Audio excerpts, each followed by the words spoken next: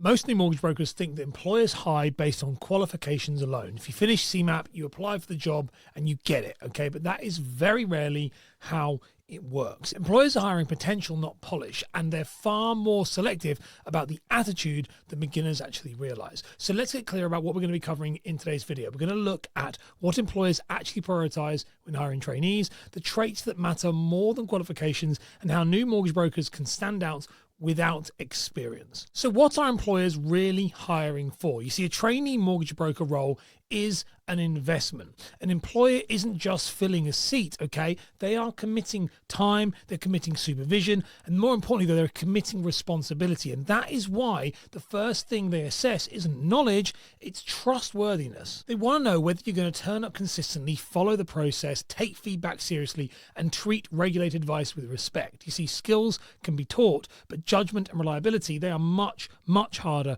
to fix. So then why do qualifications matter less than you actually think? Well, CMAP matters, of course it does, but it is not a golden ticket the way it's probably marketed. See, many candidates have passed exams all the time. In fact, nearly all of them have. Far fewer, though, actually understand what the job actually involves day to day. Employers look for new mortgage brokers who understand the role beyond just theory, that can explain why they want this career, they know the responsibility that comes with the advice, and they aren't expecting any shortcuts. See, passing exams shows credibility, yes, but understanding the reality shows commitment.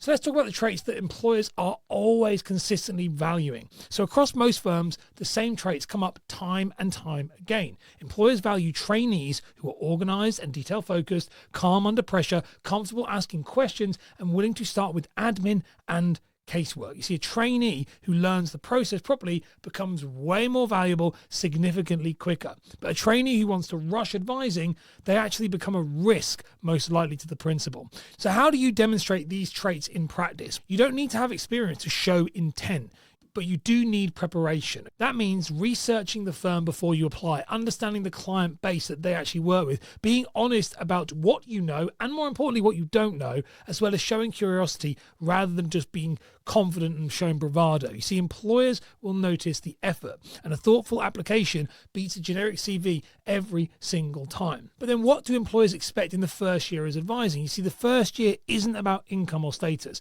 It's about competence.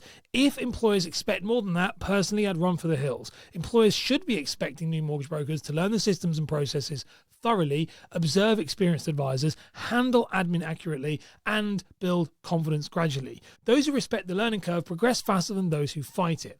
But what are employers not looking for? You see, employers are not looking for instant advisors, sales-first personalities, people chasing quick money, and candidates who resist structure. And if they do want any of those, that's probably a massive red flag and I'd run away. Training roles should reward patience and discipline, not ego. You see, the real lesson here is that employers don't hire trainee mortgage advisors because they're ready. They hire them because they're reliable, coachable, and serious. But how do you actually land a trainee role as a mortgage advisor? Well, I break that down in this video on screen. Give it a click.